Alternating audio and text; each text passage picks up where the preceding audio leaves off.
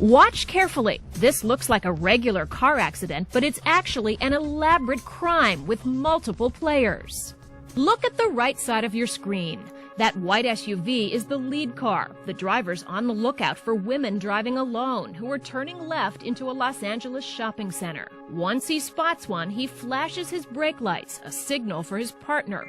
Then he waves for the woman to turn in front of him. But wait, now he pulls up and blocks her way. She has nowhere to go. His partner in the oncoming traffic lane races up and smashes into her vehicle. And the lead car simply drives away. She was totally set up. Who's at fault if the police are called on this? The left turner. Ike Watkins is a special agent with the National Insurance Crime Bureau. He says the criminals have extensive networks, including doctors who create bogus medical claims. They only go 2, maybe 3 times at the most, and they'll sign that they've been there 30, 35 times. And lawyers who represent the criminals posing as injured passengers. By inflating the damage to their cars and their bodies, the crooks cash in on insurance policies. There's been a big upswing in insurance fraud. A lot of people aren't at work. They need the money, and they'll get involved in these accidents.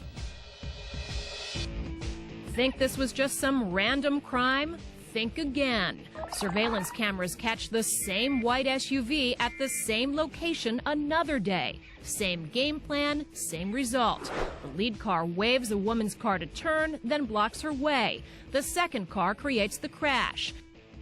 And the maddening thing is, the criminals in both incidents were never caught. Here's what it would look like from the victim's perspective. I want to turn left into that entrance over there, and at first the other driver waves me on. But when I go, he blocks my way. And then a second car barrels down and plows into me. Insurance companies lose money on these scams, but the victims can lose their lives. The women in the 2 Los Angeles accidents we showed you recovered, but in 2003, Alice Ross, a 71-year-old grandmother, was killed in a staged accident. When Ward Demolaire rammed his car into hers, she lost control and slammed into a tree.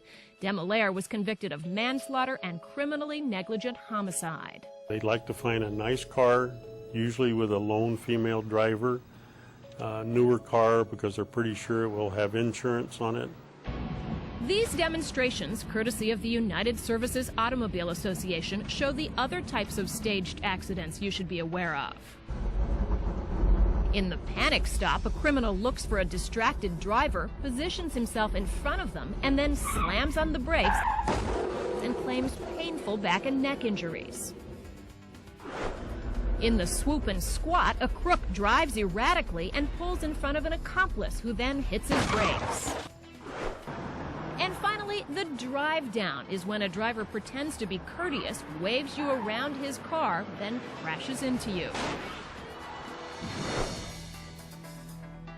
What's so menacing is that in all of these staged accidents, the crooks make it look like you are the one at fault.